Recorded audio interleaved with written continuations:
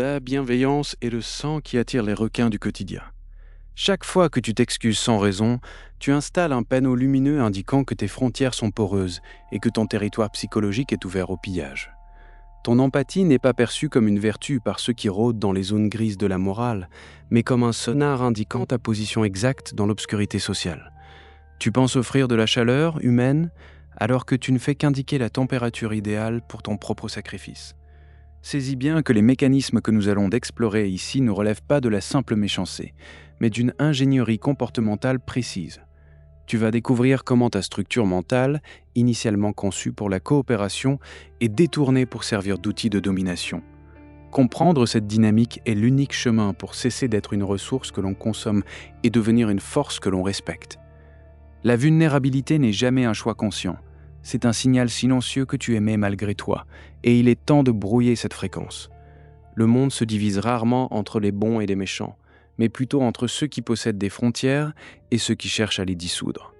Dans le domaine de la psychologie comportementale, un concept fondamental explique pourquoi certains individus semblent porter une cible invisible sur leur front. Il s'agit de la sélection des victimes par le biais de la perception sociale fine. Des chercheurs comme le docteur Robert Hare, spécialiste de la psychopathie, ont démontré que les prédateurs sociaux possèdent une capacité hors norme pour détecter la docilité à travers des indices presque imperceptibles. Une étude célèbre menée par les chercheurs Grayson et Stein dans les années 80 a révélé que des détenus condamnés pour des crimes violents pouvaient identifier des victimes potentielles uniquement en observant de courtes vidéos de personnes marchant dans la rue. Ce qu'ils cherchaient n'était pas la faiblesse physique, mais une forme de déconnexion, une absence de présence et une tendance à l'effacement. Ta gentillesse agit souvent comme un lubrifiant social qui facilite ton propre dépouillement. Le mécanisme en jeu ici est celui de la désirabilité sociale excessive. Tu as été conditionné pour éviter le conflit, pour lisser les angles, pour faire en sorte que tout le monde se sente bien autour de toi. Le manipulateur, lui, voit ce besoin de plaire comme une poignée sur laquelle il peut tirer. Il commence par de petites incursions, des demandes mineures qui testent ta capacité à dire non. Si tu acceptes de compromettre ton temps ou ton énergie pour une broutille par simple politesse, tu viens de lui confirmer que tu ne défendras pas les zones plus critiques de ta psyché. C'est le principe du pied dans la porte, mais appliqué à ton intégrité émotionnelle. Chaque « oui » prononcé pour éviter une seconde de malaise social est une pierre que tu retires de ton propre mur de protection. Regarde bien tes interactions récentes. Combien de fois as-tu ressenti ce léger pincement au ventre, cette intuition que quelque chose ne tournait pas rond, avant de l'étouffer par une excuse rationnelle pour le comportement de l'autre? Ce processus de rationalisation est ton pire ennemi. Il te pousse à devenir le complice de ton propre bourreau. Le prédateur humain n'a pas besoin de forcer ta porte si tu lui tends les clés au nom de la compréhension et de la compassion. Il utilise ce qu'on appelle la captation d'empathie. En se positionnant comme une victime ou comme quelqu'un qui a simplement besoin d'un peu plus de soutien que la moyenne, il active en toi un programme de secours automatique. Tu te retrouves alors à travailler 2 fois plus pour compenser ces manquements, tout en te sentant coupable de ne pas en faire assez. C'est une boucle de rétroaction destructrice, où plus tu es gentil, plus il devient exigeant, et plus tu te sens responsable de son insatisfaction chronique. Entrons maintenant dans le vif de la manipulation active, là où les masques tombent pour ceux qui savent lire entre les lignes. Le prédateur utilise une technique redoutable, appelée le bombardement affectif ou le renforcement intermittent. Au début, il te valorise plus que n'importe qui d'autre. Il feint une admiration profonde pour cette gentillesse que les autres, selon lui, ne savent pas apprécier. C'est un piège de reconnaissance.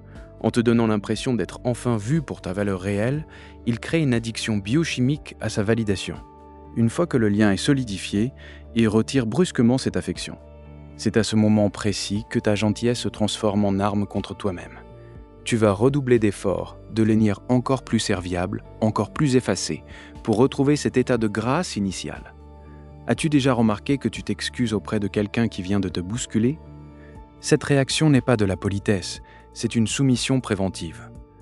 Dans les environnements professionnels ou amoureux, ce schéma se manifeste par la prise de responsabilité pour les émotions d'autrui. Le manipulateur utilise ton empathie comme un levier pour te faire porter le poids de ses propres échecs.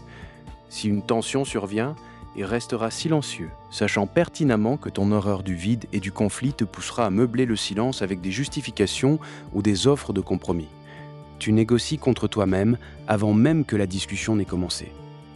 Les travaux de la psychologue martyre de la manipulation, le docteur Isabelle Nazaraga, soulignent que le manipulateur ne choisit jamais ses victimes au hasard. Il cherche des personnalités dotées d'un sens moral élevé et d'une forte propension à la culpabilité. Pourquoi acceptes-tu encore d'être l'architecte de ta propre prison ? Le prédateur sait que tu as peur de passer pour quelqu'un d'égoïste ou de méchant. C'est ton point faible principal. En menaçant ton image de bonne personne, il peut te faire n'importe quoi. Il crée des situations où refuser sa demande te ferait paraître insensible. C'est une forme de chantage identitaire. Dans la réalité crue des rapports de force, ta réputation de personne facile à vivre est en fait ton dossier d'admission pour une exploitation systématique. Les prédateurs se parlent entre eux, non pas avec des mots, mais par l'observation de tes interactions. Ils voient qui est celui qui reste tard sans se plaindre, qui est celui qui accepte les remarques désobligeantes avec un sourire crispé, qui est celui qui ne demande jamais rien en retour. Imagine un instant que ton énergie est une monnaie rare. Pourquoi la distribues-tu à ceux qui ne font que la gaspiller ? Chaque fois que tu justifies ton comportement face à une critique injuste, tu donnes du pouvoir à l'agresseur. Tu lui donnes les outils pour affiner ses prochaines attaques. En expliquant pourquoi tu as fait telle ou telle chose, tu lui révèles tes valeurs, tes peurs et tes zones de doute. Le manipulateur n'écoute pas tes explications pour te comprendre, il les écoute pour cartographier tes faiblesses. Ta transparence, qui est une qualité dans une relation saine, devient un risque majeur face à un individu toxique. Il n'y a rien de plus dangereux qu'un livre ouvert entre les mains de quelqu'un qui veut en arracher les pages. Pour briser ce cycle, tu dois opérer une mutation radicale dans ta manière d'interagir avec le monde. La première méthode de défense est le test du refus délibéré. C'est une technique chirurgicale pour démasquer un prédateur dès le début d'une relation. Pose une limite ferme sur un sujet mineur. Refuse une petite demande sans te justifier. Observe ensuite la réaction de l'autre avec une attention glaciale. Une personne saine respectera ton non, sans poser de questions excessives.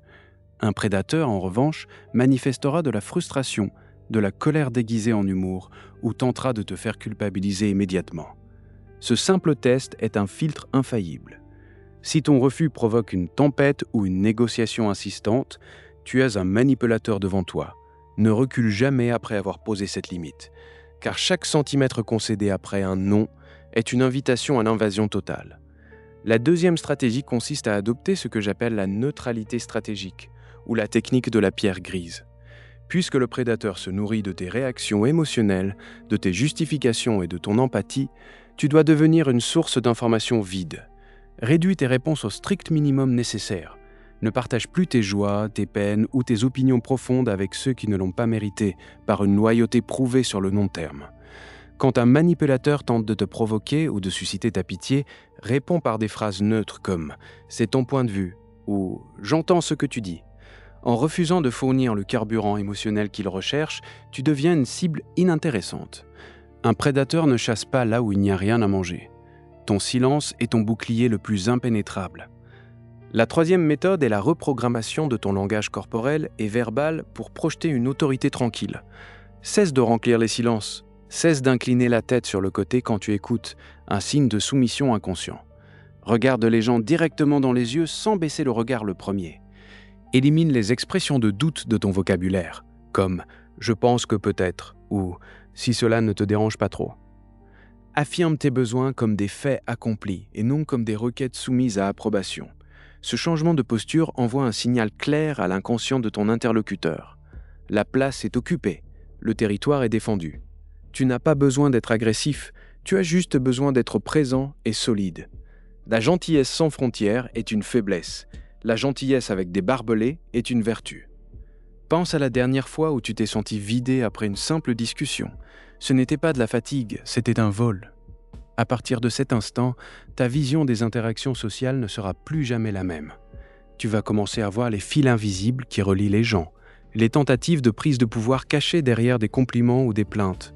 Tu ne verras plus un collègue insistant comme quelqu'un de simplement maladroit, mais comme un testeur de périmètre. Tu ne verras plus tes excuses automatiques comme de la politesse, mais comme des symptômes d'une infection que tu es en train de soigner. Ce changement de perspective est irréversible. Tu sors du brouillard de la naïveté pour entrer dans la clarté de la lucidité psychologique.